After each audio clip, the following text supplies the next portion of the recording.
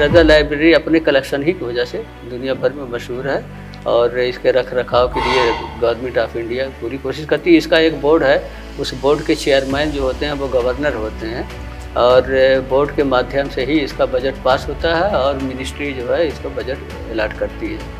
देखिए, सबसे इम्पॉर्टेंट चीज़ तो यहाँ पर हाथ की लिखी जो चीज़ है जिसको हम मैन्युस्क्रिप्ट पांडुलिपि कहते हैं, वो ज़्यादा इम्पॉर्टेंट है क्योंकि ये चीज़ें दुनिया में और जगहों पे नहीं मिलती हैं। कुछ खास जगह हैं जैसे रामपुर रज़ा लाइब्रेरी है, खुदाबख्श लाइब्रेरी है, सालार जंग म्यूजियम है, तो इसकी इम्पॉर्टेंस है। उसमें हमने बताया कि 7वीं सेंचुरी से लेकर 19वीं सेंचुरी तक जबकि हाथ से चीज़ें लिखी जाती थी उसका बहुत बड़ा कलेक्शन है और इंडो इस्लामिक आर्ट कल्चर की यहाँ पर चीज़ें हैं और मेडिवल इंडियन हिस्ट्री जो है उसकी ओरिजिनल सोर्सेज यहाँ पर है।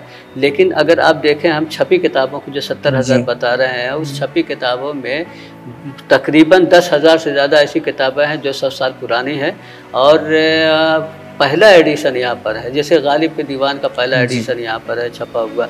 इसी तरह से और बहुत सी किताबों का पहला एडिशन यहाँ पर है। लोग तो कभी कभी रिसर्च में पहले एडिशन को भी देखने के लिए आते हैं। तो जो हमारी छपी किताबें हैं वो भी एक तरह से मैन्युस्क्रिप्ट की ही तरह नादिर व नायाब हैं और आज बहुत कम लाइब्रेरियों में उस तरह की किताबें मिल जाएंगी। दूर दराज से लोग इसीलिए लाइब्रेरी में आते हैं कि रेयर किताबें भी जो छपी हुई हैं उस रज़ा लाइब्रेरी में बहुत बड़ा ज़ख़ीरा है यहाँ पर। देखिए, यहाँ पर रामपुर रज़ा लाइब्रेरी जो पहले थी और ज़माने के साथ साथ चलना लाइब्रेरी को भी ज़रूरत है और लाइब्रेरी चल भी रही है। जो टेक्नोलॉजी आज के ज़माने में जो दुनिया में चल रही है वो सारी टेक्नोलॉजी अडाप्ट कर रही है। हमारे यहाँ डिजिटाइजेशन हो रहा है सब सारे मैन्युस्क्रिप्ट का, सारी किताबों का, और यकीनी तौर पर वो सब ऑनलाइन हो के दूर दराज के लोग ऑनलाइन की मदद से इस किताबों को पढ़ सकेंगे, देख सकेंगे। इसके अलावा एक पब्लिकेशन डिवीज़न है, पब्लिकेशन में हमारे यहाँ रिसर्च की हुई किताबों की किताबें पब्लिश की जाती हैं। मैं आपको एक छोटी सी मिसाल दूँ कि हमारे यहाँ जो हज़रत अली मंसूब कुरान मजीद है, एक मरतबा आज से 30 साल पहले की बात है कि जब सेंट्रल एशिया की जो वो थी कंट्री जो रशिया से अलग हुए थे तो एग्जीबिशन के लिए वो कुरान मजीद जाना था। उस वक्त 8 करोड़ का इंश्योरेंस उसका हुआ था। इसी तरह से हमारे यहाँ जो इब्न मुकला के हाथ का लिखा हुआ कुरान मजीद है, इब्न मुकला जाहिर सी बात है कि यह जो अब्बासी अहद का ये खलीफा था तो प्राइम मिनिस्टर था और सिंगल कापी यहाँ पर है।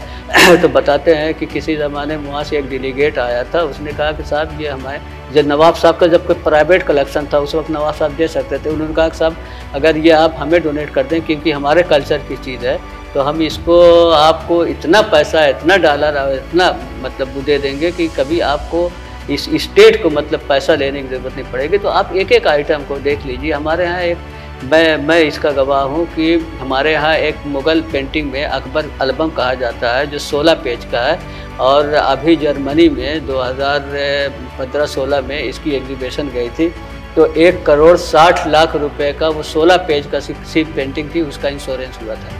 तो इस तरह से आप किताबों का यकीनी तौर पे प्राइसलेस हैं, इसकी कोई प्राइस ही इसलिए नहीं लगाए जा सकते कि कोई डबल कॉपी या इसका सब्स्टिट्यूट कोई नहीं है।